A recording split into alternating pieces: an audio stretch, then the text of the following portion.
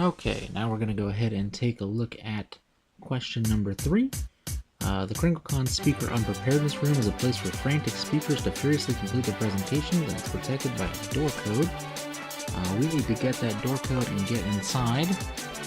Tips on this one can be found with, I think it's Tingle Colbox, something like that. He's standing right in front of the door, so we're going to head upstairs here and go see him and the Speaker Unpreparedness Room. Here we are.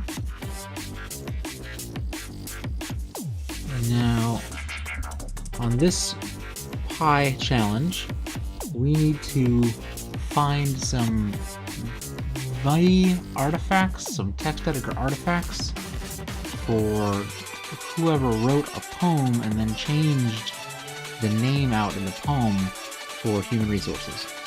So the hint given originally is this article on tm4n6.com, which is all about the Vim info file and all of the artifacts left behind by V and its history and everything, so you can read up on this and it's really good.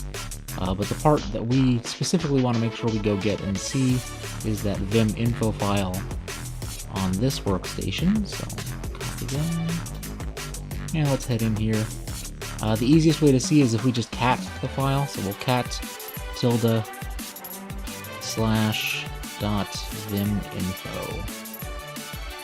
There we go. Alright, and that gives us everything, and it's a little bit to work through here.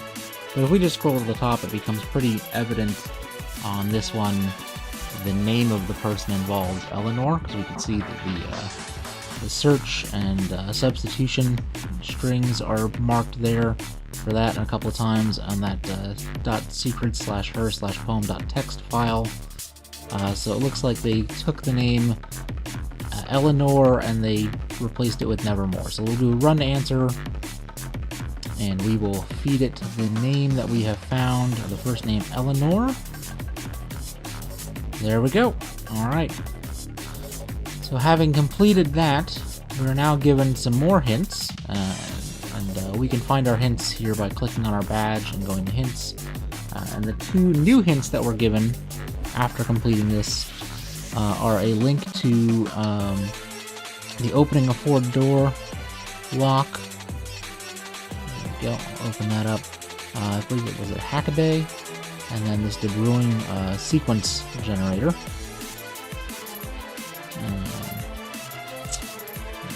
There we go. We're at Hackaday. This is about the old Ford locks where they used to have the number pads on the door. Apparently, because they never reset correctly, you can hack them with a fun little robot build.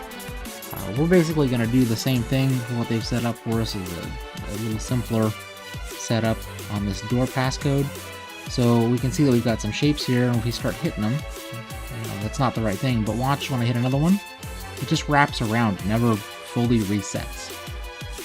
And apparently the issue there is that means that with the correct calculation, you can really tune down and limit the number of possibilities that the lock could be using. And if we run the right sequence through and we put it all together, we can actually see and basically hit the correct code by brute forcing it by just running through that sequence that it'll give us. I'll show you. On the source code for the lock page, we can see that the lock items are listed as 0, 1, 2, and 3. There's 4 of them. There's more than one ways to skin a cat. Usually, when I did this originally, I did it with burp, and I was just feeding it I basically just grabbed, the responses and modified them, and just changed the code inside that 0, 1, 2, 3 inside until I got it correct. This is actually the way that they want you to do it with the sequence generator. It's actually a lot easier, so we're just going to do that. So I'll change K here to 3 because that is the maximum listed number there on that 0, 1, 2, 3, and we'll change that N to 4 because that is the total number of items that we have. And there's our sequence. So if we start feeding that sequence in, and I'm gonna mark 0, 1, 2, and 3 above the numbers or the symbols there just for ease of reference for you guys. So I'm just going to go ahead and start punching in the sequence, and you'll notice that it says incorrect guess for a while until the sequence continually wraps around and I hit the correct passcode for the lock anyway.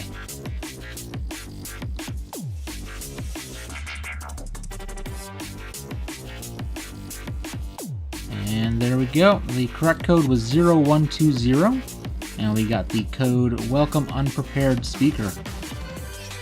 So we'll go feed that back in. And when we put in Welcome Unprepared Speaker, in the narrative, we find out that the toy soldiers are starting to get a little restless, and they're starting to block the exits and get gruff. And that opens the door to the room for us, so we can go inside and we can hang out with Marcel Nugget here.